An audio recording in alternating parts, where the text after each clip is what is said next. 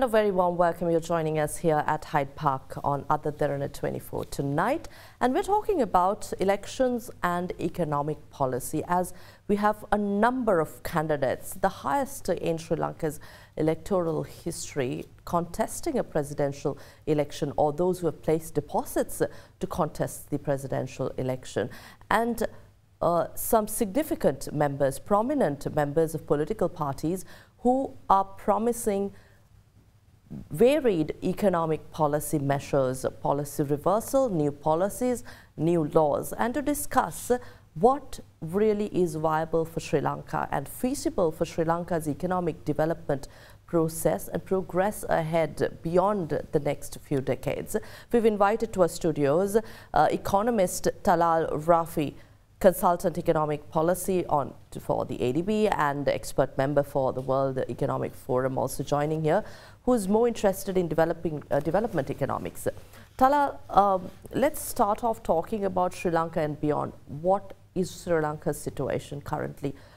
We faced an economic crisis and a number of policies have been brought in. We went to the IMF to seek more of a bailout from this crisis.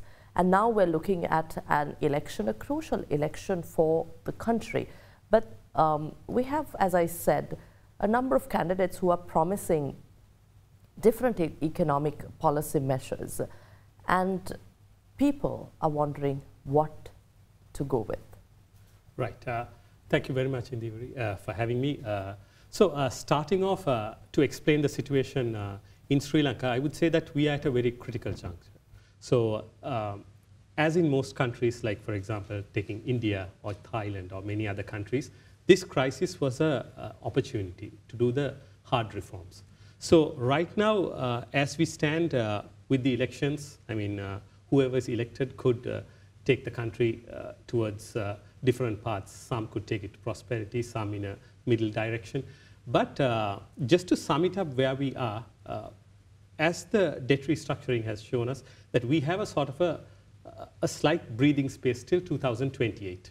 That is when most of the payments will start coming in.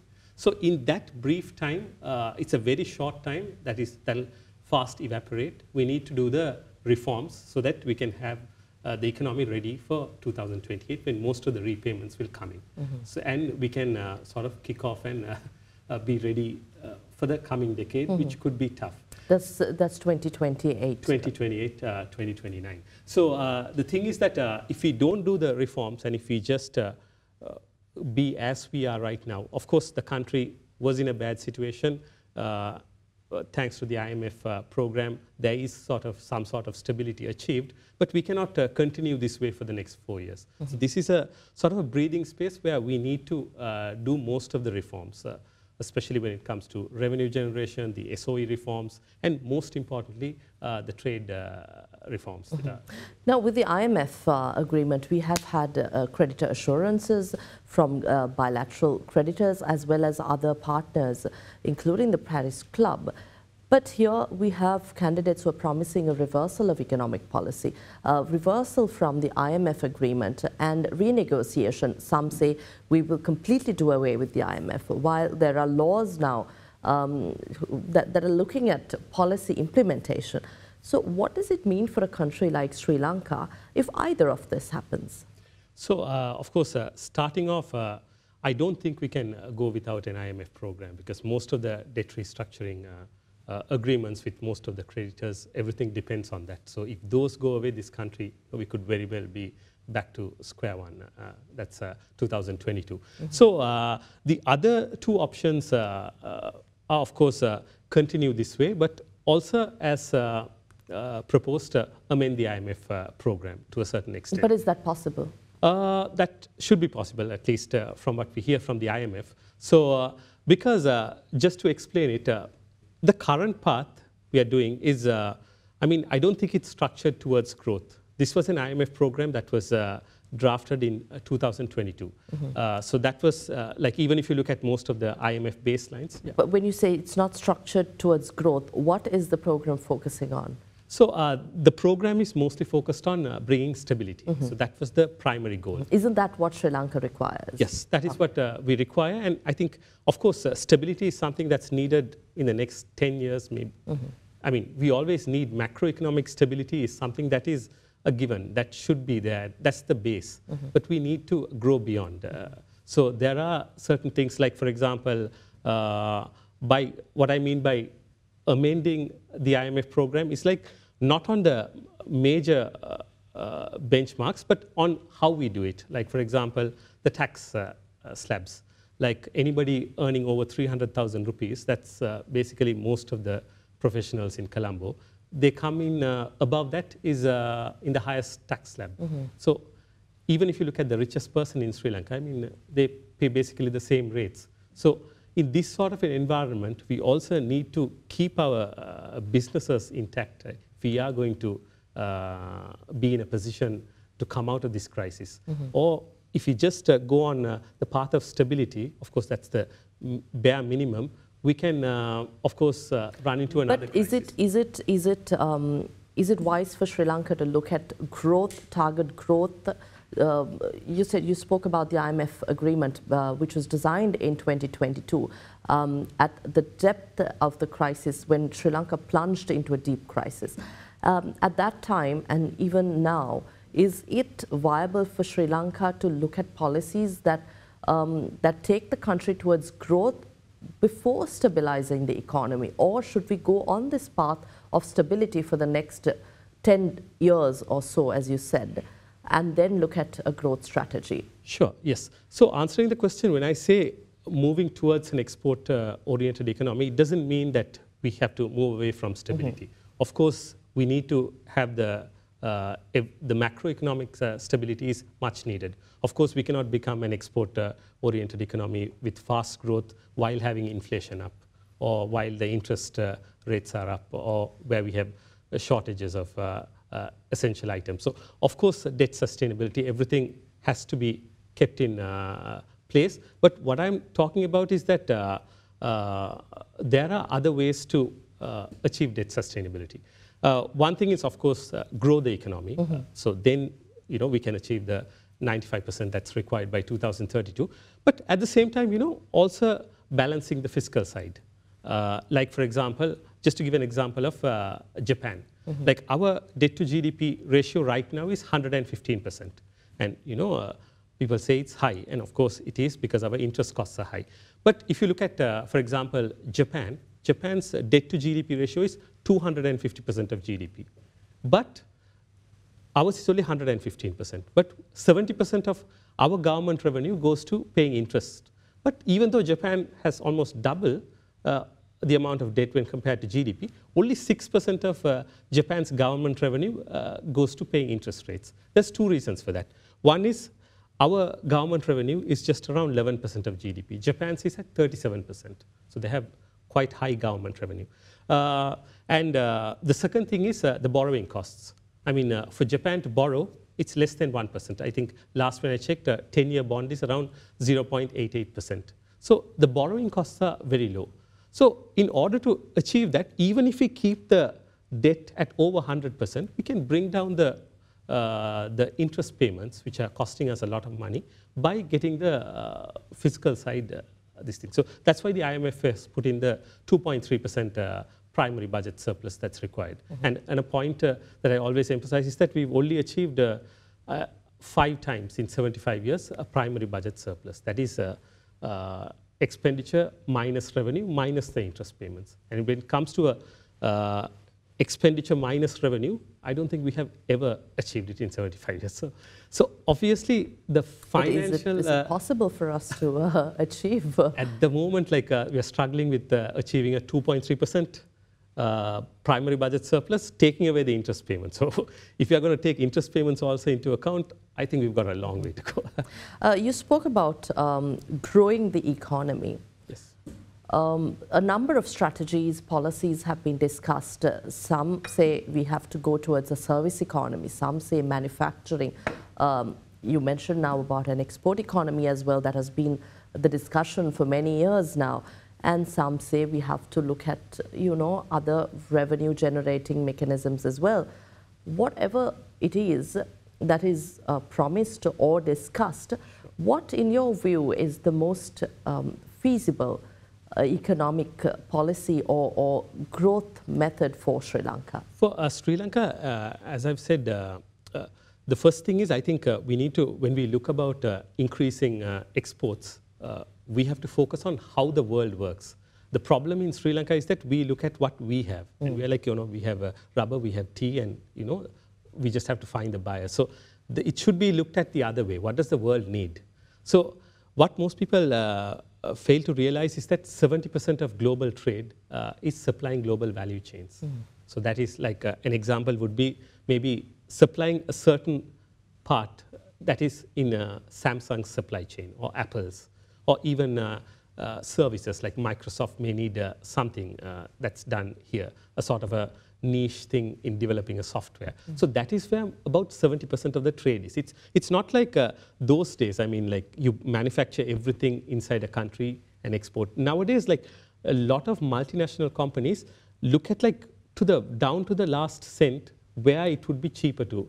So if, for example, Toyota, and I think there's one entrepreneur in Sri Lanka who's doing it, making sensors for cars, and that is an example of how we can do it. Like find out the multinationals, what is their niche, what they need, and if we can see if we can have a comparative advantage. I mean, this is the method that's been successful for most. Like, for example, if you look at Southeast Asia and South Asia, Southeast Asia is fast developing. I mean, the tiger economy is what they call.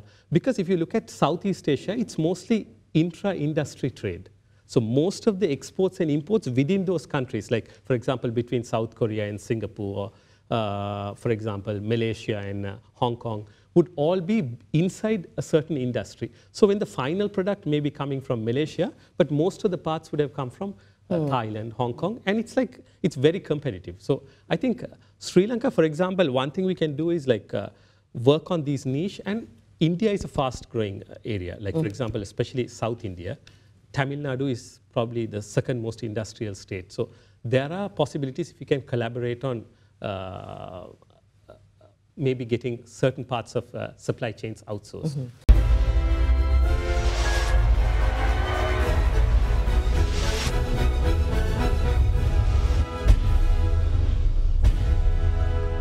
We're also talking about SOE reforms as a major policy reformation in Sri Lanka's path to prosperity. What is your view here, especially because with elections around the corner, state-owned enterprises become a key topic of discussion at campaign rallies as well. But these state-owned enterprises which are not performing well, that have been a burden to the economy, there is something that needs to be done to derive the maximum out of these resources and the kind of inputs that the government is making to run and keep these entities running. But in comparison to other nations that have really ventured through this issue, what do you think work for Sri Lanka? So for Sri Lanka, in my personal opinion, would be we need to look at each SOE on an individual basis. But as far as state-owned enterprises go, just to give a stat, about 10% of Sri Lanka's GDP goes to just maintaining the public sector. So, for example, in 2022, a minister, quoting a minister, he was saying 86% of government revenue went to paying only salaries and pensions of state sector workers. So, of course, this is quite a large portion because just to give another stat, for example, we see the middle income trap. So countries usually coming from a low income countries to middle income, usually people move from the agricultural sector to the towns, they start working in factories. That's what China did. But if we are going to transition to a developed country, we need to work on innovation. So a large amount of money, for example, if you look at Israel or South Korea, 6% of GDP goes to research and development alone. So that's the level, like an example is, for example, Israel doesn't have steel, nor does it have rubber, but it still manufactures tires for some of the largest aeroplanes in the world. So that is because they've focused so much on research and development that they have the technical know-how. So coming back to the topic, it's like a large portion of the government's revenue is being redirected towards a sector that many claim that does not give the return. Like even in my work, I would say that if you look at the public sector worker, you'd be surprised that people there are a lot of vacancies at the top. Like at the senior level, there are vacancies. It's usually very crowded out at the bottom.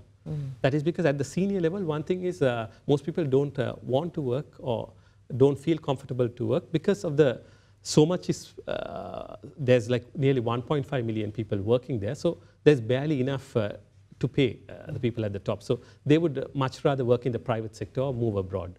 So what would be thing is to rationalize expenditure, to see wherever possible if we can sort of downsize it. But at the same time, I'm always an advocate for increasing the salaries of the people at the top, or even when it's downsized. I generally think that government servants need to be paid more than they are to get and the made best more out. efficient.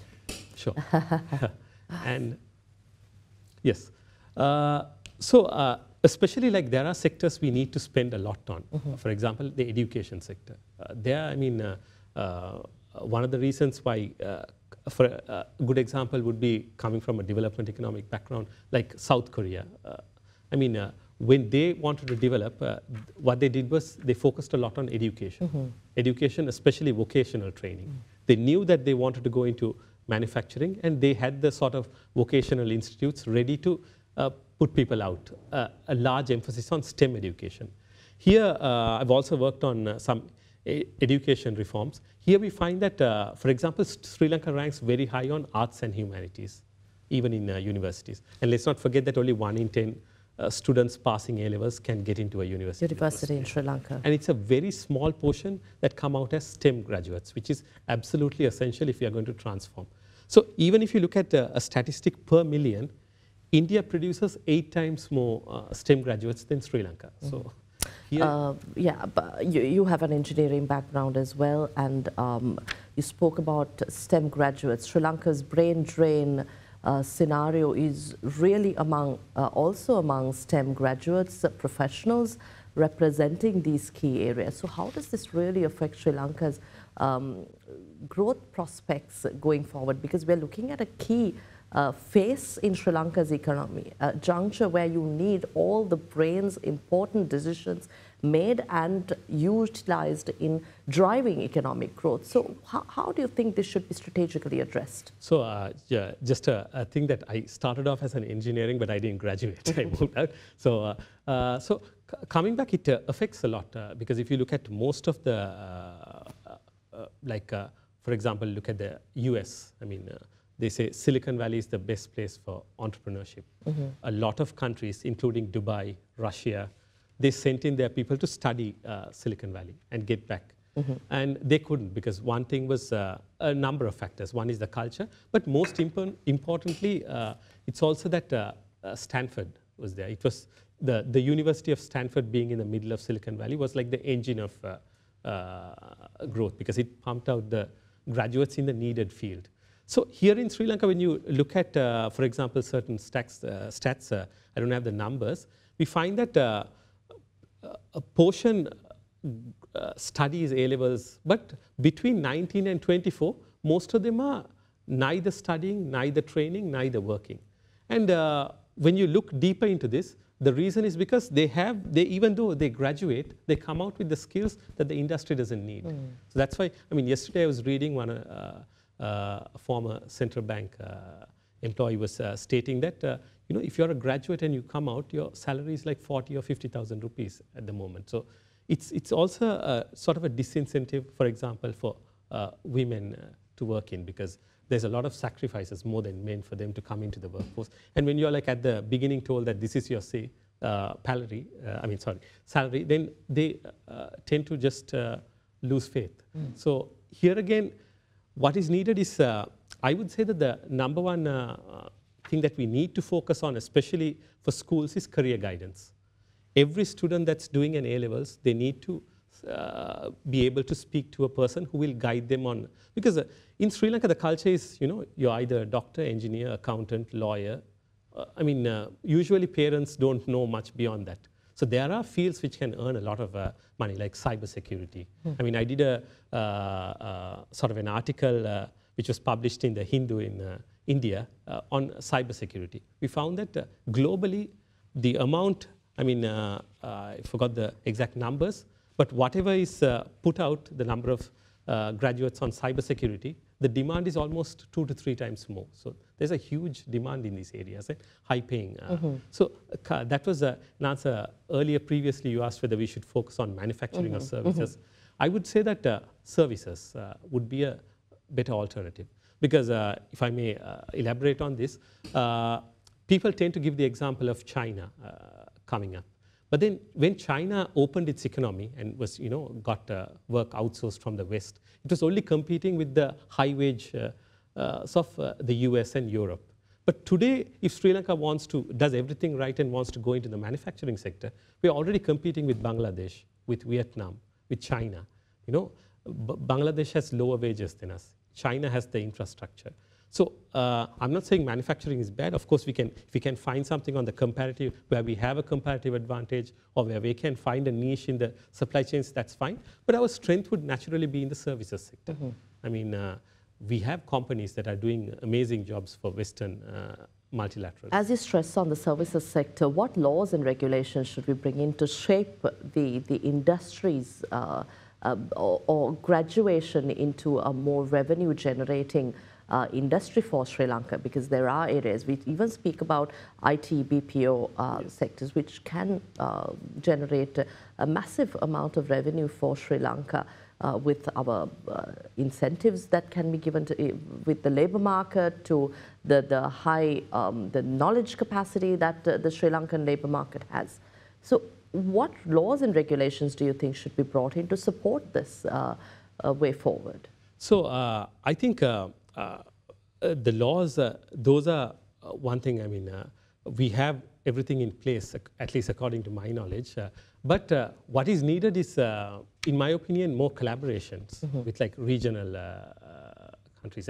For example, with India, that is one sector where we can do a lot of collaboration. Some of the largest firms are in India. Like, for example, if you look at a certain Indian multinational that's come here, that's created thousands of jobs.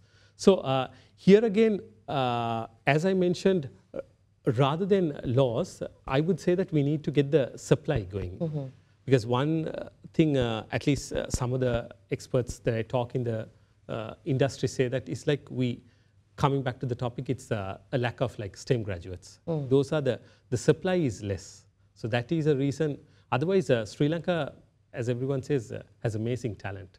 As you can see, though we are a tiny country, a small country, at least in the global picture, we have people who have done a lot. So a Sri Lankan was involved in the founding of Facebook. A Sri Lankan was a chief economist of the World Bank. So the talent is here. If we can just, about 9 out of 10 Sri Lankans leaving school don't get a spot in the university. Why can't we have private universities? So education and investment are key here. You spoke about how we can invest or collaborate with multinationals or maybe big major companies in India especially. But in order to engage and collaborate with these companies, we have to have a sound framework here, a business environment here. After the crisis, the business environment has been challenging for even businesses, local businesses operating in the country. Earlier on, you discussed about the tax structure and how businesses should be protected. But how does this work? Especially there are professionals who are complaining about the tax structure, higher taxes. Sri Lankans were not used to this level of taxation. But again, you require that level of taxation for revenue generation, but is that equally distributed among the high-earning groups and the middle-income earners, the professionals? How do we very carefully and strategically address this question? So that's always a challenge. I mean, for example, why we are in this situation is because we didn't get the revenues right for so many years. As I mentioned, we never balanced our budget for 7 decades. So here again, what we need to do is not have the high tax rates, which is leading to a brain drain, and many professionals or investments are shy of coming here, to broaden the tax base. Like, for example, I think a couple of years ago, they were saying there were only 60,000 active files, personal income tax files. For a country of 22 million, I mean, that is very, very low. So if we can broaden it, and if the people who are supposed to pay can start paying, then we can drastically reduce it.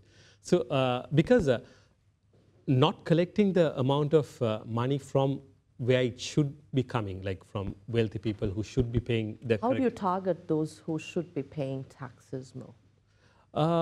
I think, I mean, there are a number of other things like digital, but at the same time, if you ask me quite honestly, the government also, it'll do a great favor if the government can also show that the money, the tax that is being paid is being used very well. That will encourage a lot of people to pay.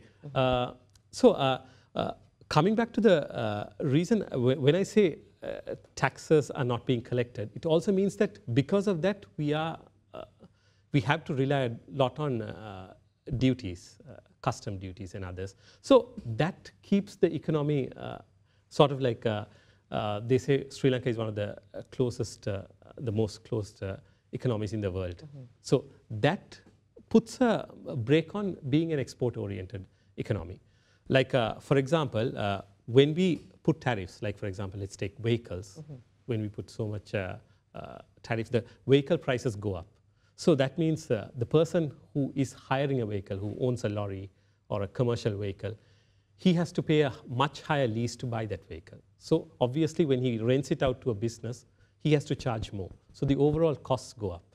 So at the same time, other things, like, for example, if we can, in my opinion, for us to increase our exports, we need to become a competitive economy. Like, an example is like potatoes or sugar. Most of these you can import it from India. So includes many other products like industrial products. But what we don't is we try to manufacture everything inside our country. So that means that Sri Lanka is a very limited country. I mean, 22 million people, limited resources. When we go into producing unproductive products, the consumer is getting a higher price, lower quality.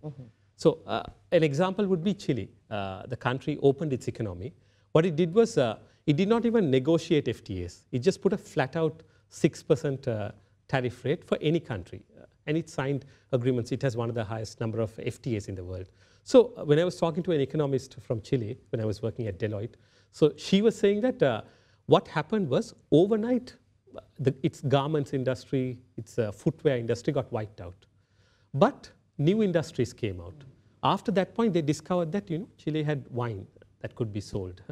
So, and you'll be surprised that people would expect that country to crash, but its exports started going up, if you look at the graph. So what that means is when you open the economy, it means that every industry in Sri Lanka will try to be competitive because they now have to compete with the global ones. So whoever cannot compete will shut down and will focus on industries that are competitive. So if you can stay in Sri Lanka and compete with imports, it also means that your products are good enough to be exported to other countries.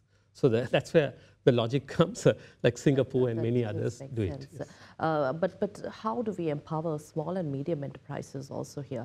We have just a few minutes on the show, but small and medium enterprises, the engine of growth, the private sector as well, to not discourage, but empower the private sector to grow, the SMEs to continue to develop on their interests and their advantages. So the SME sector is very important. I mean, for example, if I can just touch on entrepreneurship, Sri Lanka is one of the lowest amount of entrepreneurs as a percentage of population. So here again, we always blame politicians, you know, because over the years we have built up such a large public sector. But you can't blame it. Like if you go to a village, I mean, there are hardly any job opportunities. So the only job they can get is in a state sector. So the reason is because there's only one way you can grow as a country. That's the expanding of the private sector. So there are two ways. One is existing businesses should expand or new businesses should come up. So the encouragement of entrepreneurs. So here again, as somebody who has worked on this for a number of projects by multilaterals, I would say that a lot of factors get into being. One is the ease of doing business. Many people are discouraged. Many entrepreneurs I have spoken to are discouraged to come in because of some of the lengthy processes, regulations, all these. The other is access to finance. So here in Sri Lanka, banks ask for collateral. So you don't have that sort of cash flow based lending. I mean, this has improved in India because of the Aadhaar system, the UPI system, because whenever anybody spends there, it's in a record.